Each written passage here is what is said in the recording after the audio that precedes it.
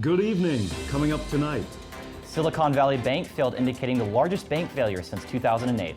Plus, we've got the story of a South Carolina teen that appeared on American Idol.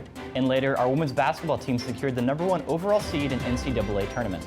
But first, Nicole Smith is in the studio here with us now. Nicole, what weather can we expect to see this weekend? We can be expecting to see some chillier weather coming up. I'll have the weather forecast for this week and more for you tonight. SGTV, Student News at 7.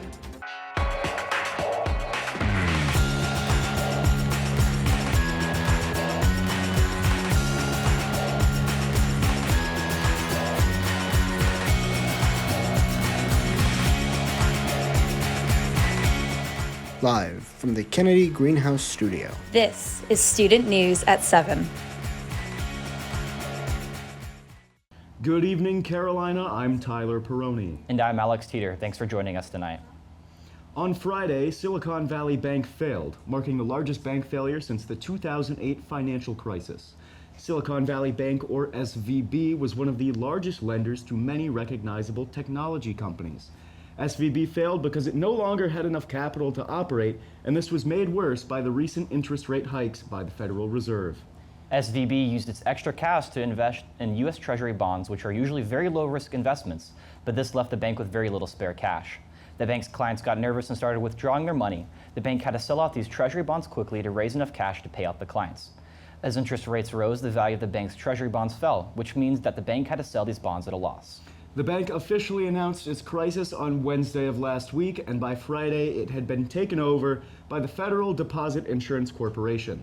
Silicon Valley Bank's failure has raised concerns about other institutions, but the federal government is assuring the public that the broader American banking system is safe and well capitalized.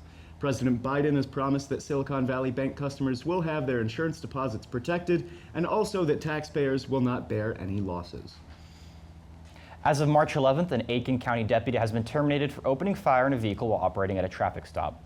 The South Carolina Law Enforcement Division confirmed that a deputy, Christopher Williams, fired at a motorist who drove away from a traffic stop. Williams began his service with the Aiken County Sheriff's Office in December of 2021. SLED announced that no one was injured in their shooting during their preliminary statement. They are still investigating the incident.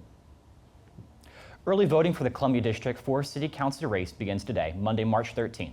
The special election officially begins on March 28th in an attempt to fill the current vacancy left by former Councilman Joe Taylor Jr., following his sudden passing in December of 2022. Local figure Beatrice King and Columbia native Peter Brown will compete for the spot on the council. King previously served 10 years on the school board of Richland School District 1. She's running on a platform of public safety with hopes of investing heavily into the Columbia Police Department. King said, quote, "Our residents need to feel safe in their houses, on the streets, when they go out shopping to the mall," end quote. Her opponent, Peter Brown, is the president of Colite, a sign manufacturing company based out of Columbia. Brown seeks to make Columbia more business-friendly and economically oriented. He plans to do so by restructuring the city's tax regulations. Last night, a South Carolina teen appeared as a contestant on American Idol.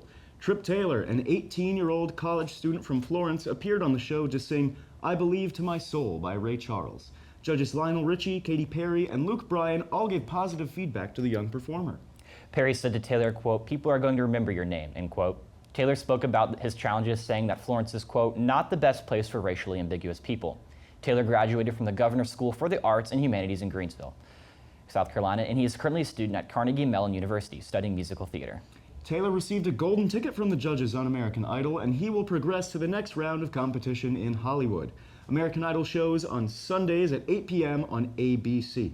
You know, it'd be really awesome if we can see someone new, semi-local. Florence is an hour or two away, but somebody, you know, like we have Hootie and the Blowfish at USC. If there's somebody from Florence that can make it that big, that'd be awesome for that community. Love to see somebody from around here make it all the way. Yeah. And coming up after the break, the latest in Gamecock sports. Stay close.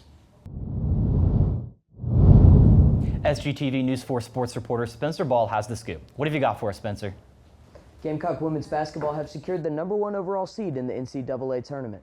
They will headline the Greenville 1 region with other teams like Maryland, Notre Dame, and UCLA rounding out the top 4 seeds in that region. The other 1 seeds in the tournament are the Indiana Hoosiers, the Stanford Cardinals, and the Virginia Tech Hokies. The Gamecocks will host their first-round matchup this Friday at 2 p.m. against Norfolk State at Colonial Life Arena.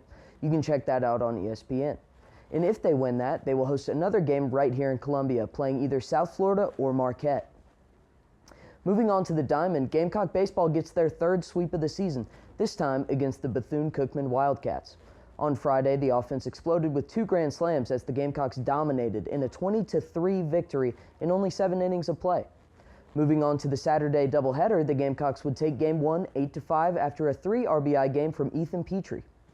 In the second game of the day, Caleb Denny would drive in 4 runs and pitcher Jack Mahoney would throw 6 strong innings, only allowing 2 runs. The Gamecocks will host Presbyterian tomorrow at 4 p.m. before starting SEC play this weekend in Athens against the Georgia Bulldogs. Thanks, Spencer. Coming up after the break, News 4 entertainment reporter Rachel Carter will lay down the talk of the town. Stay tuned. Welcome back. Joining me now is entertainment reporter Rachel Carter to fill us in on what's happening in Columbia this weekend. What do you have for us, Rachel? Columbia is celebrating St. Patrick's Day through its 41st annual celebration of St. Pat's and 5 Points, hosted by the 5 Points Association. This celebration is the largest one-day St. Patrick's Day festival in South Carolina and features a 5K, a 10K, and a 1-mile family run, as well as a parade, a playland for children, and musical performances from various artists. Guests are welcome to purchase items from the surrounding businesses and vendors located within the 5 Points area. The events begin on Saturday, March 18th at 7:30 a.m. and are scheduled to last until 7 o'clock p.m., providing attendees with almost 12 hours of festivities. Tickets for this celebration are $25 for general admission and can be purchased at tickets.coladaily.com. You know, I'm really looking forward to it. Myself and another person at SGTV here, CJ, are going to go, and I'm super excited. Awesome. Hippo Campus is playing, one of my favorite bands from the early 2010s. I'm signed up for the 5K. Me and a couple of my friends are, so that should be interesting. Because it's bright and early, 7:30. Wow. Okay, well, good luck with that. I know. Looking more locally on campus, the University of South Carolina's School of Music is presenting several recitals this week, 2 of which feature guest performers. These 2 recitals will be held on Tuesday, March 14th. The first performance begins at 4:30 p.m. and features Limby Veskimitz, a violist of the Cleveland Orchestra. The second recital will begin at 7:30 p.m. and will feature violinist Jessica Tong, an assistant professor of violin at the State University of New York at Fredonia. Both recitals will be held at the School of Music's Recital Hall, room 206. Admission to the public and students is free. You know, having some friends at the School of Music, I'm really looking forward to it. One of my friends, Jonathan, is in that performance. Oh, awesome. Yeah, I'm going to be cheering him on. It should be good. I've heard a snippet or 2. Yeah, awesome. Yeah, I played the flute growing up. Never any good, but I always love listening to musical performances, especially live. Well, that's all your entertainment news for tonight. Coming up after the break, Nicole Smith will let you know if this warm weather sticks around. We'll be right back.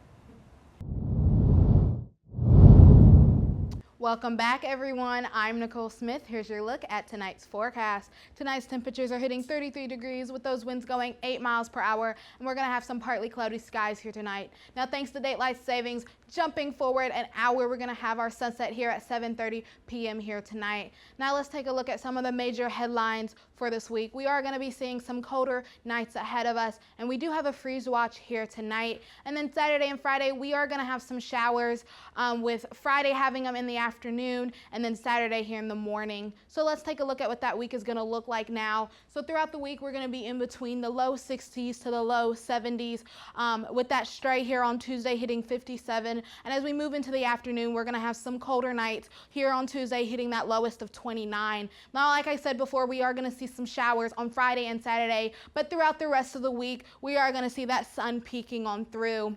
That's all I have for tonight. After the break, we'll have tonight's edition of Carolina Canines. You don't want to miss it. Stay with us. And finally, tonight's Carolina Canine features Elise. Elise is a yellow lab with a big personality. Her favorite things in the world are bananas and boat rides. She can be a bit stubborn, but under all that fluff, she's still a sweetheart.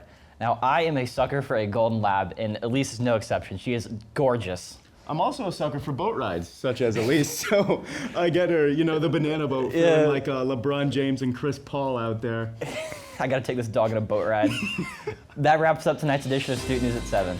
Be sure to follow us on Instagram, Twitter, and Facebook at SGTV at USC. To keep up with all of our content, be sure to also visit us online at sgtvonline.com. For SGTV News 4, I'm Alex Peter. And I'm Tyler Perrone. From all of us here at SGTV, have a great night, Carolina. Forever to be.